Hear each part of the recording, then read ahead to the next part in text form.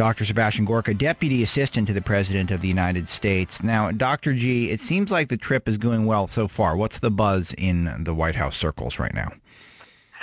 Well, good morning, Alex. It's stunning.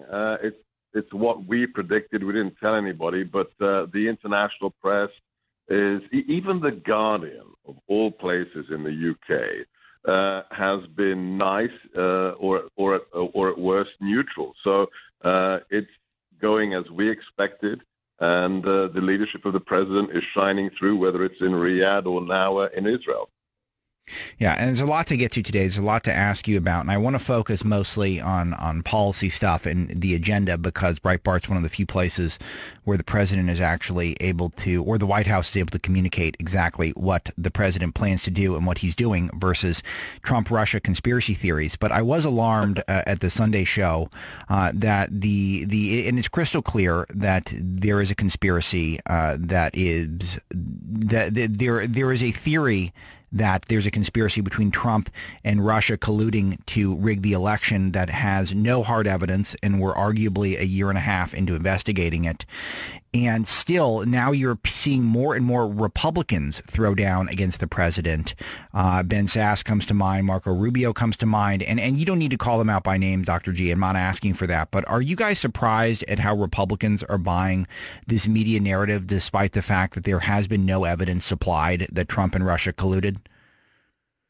Well, the only evidence of collusion is between the DNC and the media in America. I mean, that's the reality. We've gone beyond fake news to simply propaganda. Every day there's another so-called scoop, but it's always unnamed sources. Then it's never verified.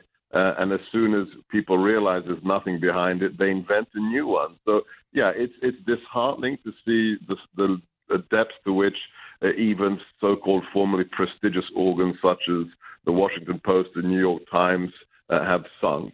But you know, let's remember one thing. The President of the United States was an outsider. He did not represent the establishment in any way, shape, or form. So really, is anybody surprised about what's happening right now? I, for one, am not. Yeah, I can't say that I am either. And I do think the strategy is to derail the president from accomplishing anything. I think that's really the main point. They don't care if the conspiracy proves to be true, which is highly unlikely, or it's not true, which is much more likely. I don't think they're worried about their credibility, Dr. G. I think they are more concerned with simply distracting the public from Trump leading the free world. And he has been leading the free world this weekend. So talk to us about some of the highlights for you from his Riyadh trip, and then now he's just landed in Israel. Right. So, look, it's the first thing that has to be understood is this is not an apology tour. We have three goals for this trip. Number one, to reassert American leadership that we are back in the personage of Donald J. Trump. America has returned. There will be no strategic patience or leading from behind. America has returned. Secondly, we're rebuilding all those relationships, all those friendships that were almost destroyed in the last 8 years, especially with our Muslim allies in the region who have to be the front line of the war against groups like ISIS, and also our staunchest, best ally, best friend in the region, which is, of course, Israel. I don't know if you had a chance to watch the footage of the president getting off Air Force One just now. Look at the body language of President Rivlin, Prime Minister Netanyahu. Look at the beaming smiles. They have been in the wilderness. They've been wandering in the wilderness for the last 8 years, treated as enemies. That's all ended. So reasserting our friendships. And then lastly, the third pillar is simply determination to destroy our common foe. When the president says, yesterday, this is my favorite quote from the speech, we are going to defeat terrorism and send its wicked ideology into oblivion. Those aren't words. It's not diplomatic boilerplate. The president means it. And remember what he said yesterday. He said that you must drive. He's talking to a room of Arab Muslim leaders from more than 50 nations. And he says, you must drive the terrorists and the extremists out of your places of worship. Dr. G, I don't want to take too much of your time because I know it's precious, but we really should play this clip. It's 1F, Producer Paul, if you'd be so kind. It is so good. Let's play this thing.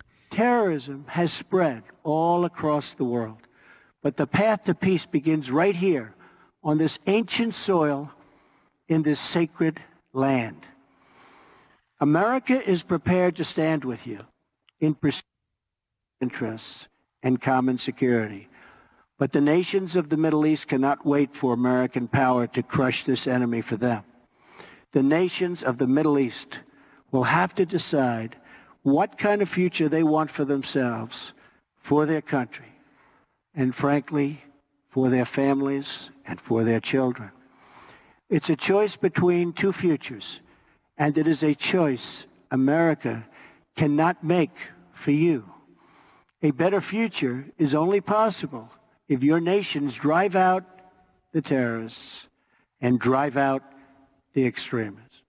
Drive them out. Drive them out of your places of worship. Drive them out of your communities. Drive them out of your holy land.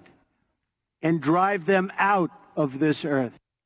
Now, Dr. G, if you're paying close attention here and you look at the president's tone, that you're seeing someone who does want to be diplomatic, he does want to be a negotiator, but the language, the rhetoric itself is the toughest I've ever heard from an American leader in the Middle East. What am I missing?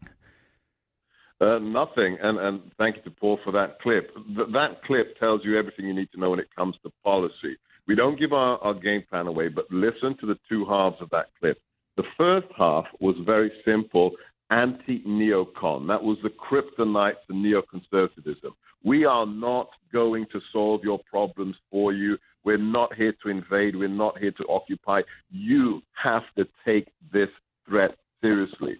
And then the second half is the anti-echo chamber, Ben Rhodes, Obama, Rice echo chamber. We're not going to solve this with jobs for jihadis. This is about the radicalization, the recruitment in places of worship. This is about the religious ideology that results in events like 9/11, Fort Hood, Boston, and so forth. So just in that, what was that, a 1 minute clip? You saw exactly where we're coming from. No more neoconservatism, no more Alice in Wonderland policies as we've had in the last 8 years. Now, there's been something that's been very divisive, which is the orb. So can you explain to me this orb of unity? No, I will not even try to explain the orb of unity, but it makes great. It's a great meme for crashing the internet, don't you think?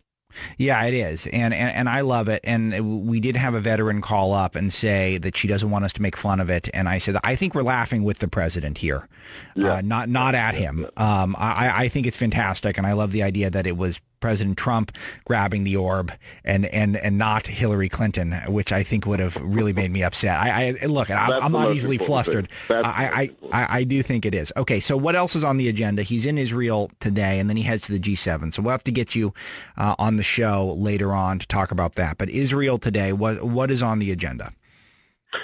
Today, he's going to visit Yad Vashem.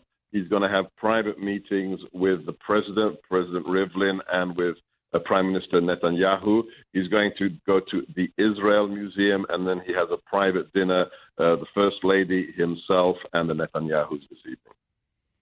All right, Dr. Sebastian Gorka, he's the deputy assistant to the president, and hotly anticipating what's to come on this trip. It does look like the president is going to take a big advantage of it. And thanks for joining us and giving us those updates, Dr. G. My pleasure. God bless. All the best. All right. Look, not my hardest interview, my toughest with Dr. G, but hey, when the president is under attack so much and he's doing so much good to advance the cause of conservatism and his voters, then it should be a better interview than when he's making mistakes. So great stuff from the president, I have to say. And you guys listen to the show. You know I have credibility in this regard because I'm not a cheerleader or a fangirl. I'm here to serve you guys, the base Trump voters and the people who make up the backbone of the populist nationalist movement and the people who want hard-hitting, truthful news.